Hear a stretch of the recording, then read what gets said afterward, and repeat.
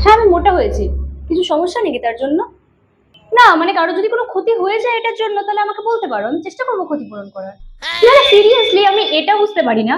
আমি মোটা হয়েছি এটা এদের সমস্যা নাকি মেন্টাল স্যাটিসফ্যাকশন? দেখো, তুমি মোটা হয়েছো তাও তোমার নিজেকে ভালো লাগছে না। এটা তোমার মানসিক সমস্যা। তুমি নিজেকে নিয়ে কনফিডেন্ট নও। তুমি নিজেকে নিয়ে ইনসিকিউরিটিতে ভুগছো। এতে আমার কিছু করার নেই। সরি। এরপর আসছে কিছু পটকা মার্কা ঝাঁটার কাঠির মতো পাবলিক।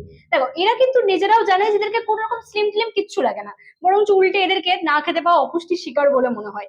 তাই এরা নিজের মানসিক শান্তির জন্য কাউকে একটু বলু মলু বা একটু চাবি দেখলেই এই তুই না খুব মোটা হয়েছিস এটা বলে।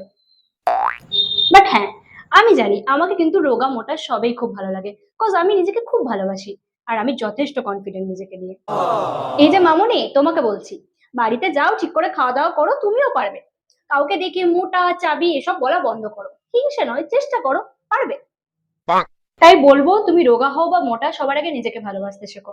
তাহলেই দেখবে সবাইকে সুন্দর লাগবে। আর যদি নিজেকেই ভালোবাসতে না পারো, তাহলে ওই সবাইকে রোগা মোটা এইসব বলে নিজেকে সান্ত্বনা দিতে হবে। যত সব।